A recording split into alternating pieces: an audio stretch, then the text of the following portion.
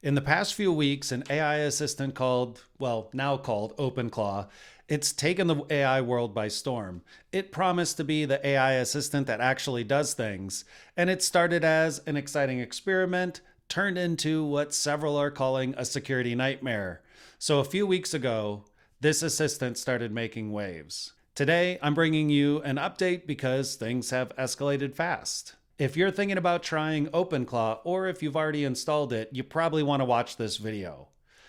First, it was called Clawdbot, but then Anthropic, the company behind Claude, sent out a copyright notice, so the developer had to change it to, Moltbot. But that lasted about a week before they realized Moltbot wasn't exactly catchy, so they rebranded again to OpenClaw. Hopefully OpenAI or White Claw doesn't, have a problem with that. But despite the naming chaos, OpenClaw has exploded, and I mean exploded. The project was created by an Austrian developer, Peter Steinberger, and it's now one of the fastest growing open source projects ever. We're talking 100,000 GitHub stars in just weeks. More than 180,000 developers are now involved in this. 2 million visitors have been acquired in a single week, and it went from 1,000 active instances to over 21,000 in 7 days. It's crazy. And people love this concept because of what it promises to do.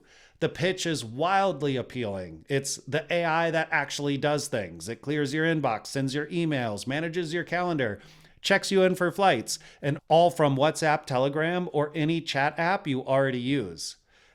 It's like having your own personal Jarvis, but it remembers everything, it learns your preferences, and it's designed to automate your life. Sounds amazing, right? Well, not so much. Here's where things get really interesting/bad. And this is the update that I really wanted to share. Recently, security researchers are estimating that between 21,000 and 42,000 OpenClaw instances are publicly exposed on the internet. Yeah, 42,000. And of those verified by researchers, 93.4% have critical authentication bypass vulnerabilities. So that's not good. But what does that actually mean?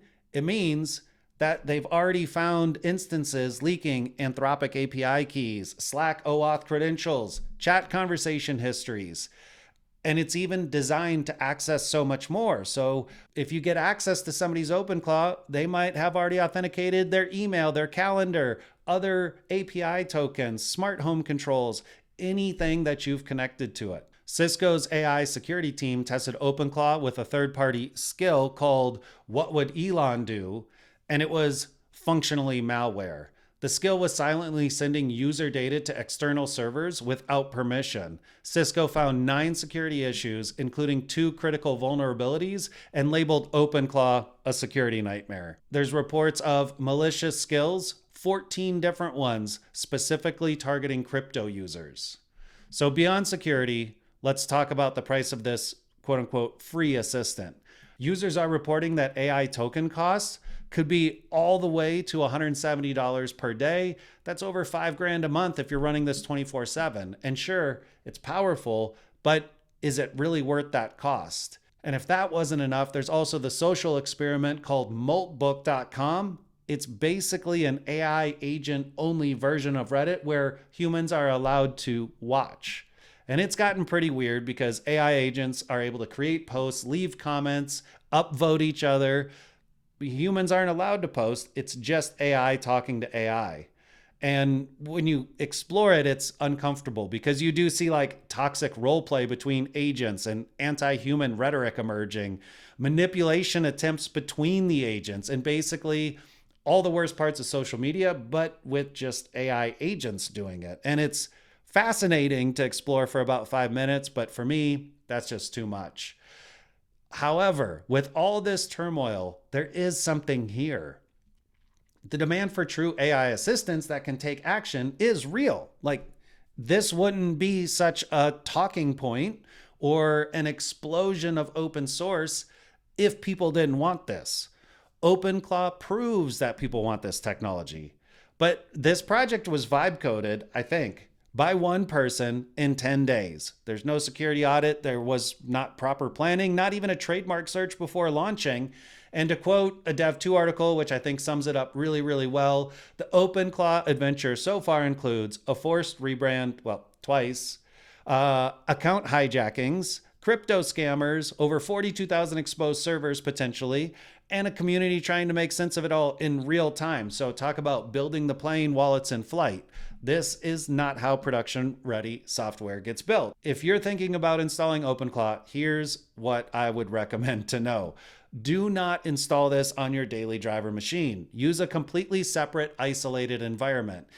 Expect costs of $150 or $200 a day in API usage if you're running it actively. And security is not a feature yet. It's something that's been acknowledged and being worked on by the teams, but you got to remember that it's not there yet. Hallucinations can happen. You might just not know where they're happening, especially when it's handling large data sets over time. And only install the skills from the sources you absolutely trust. Assume everything else is malicious.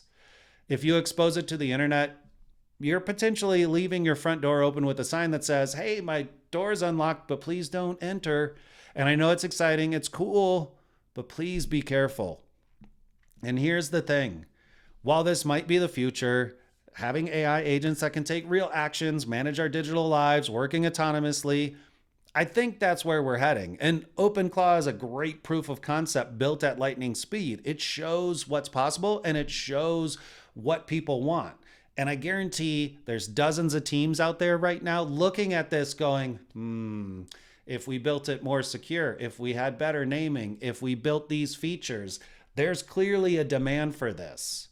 So I think the race is on. And I'm pretty excited to see what comes next, as long as it's built responsibly. So this story is still unfolding in real time. I'll be keeping you updated as things develop. What do you think about OpenClaw? Are you brave enough to try it, or are the security risks too much? Let me know in the comments. And if this video helped you avoid a potential security disaster, hit that like button and subscribe for more AI updates that actually matter.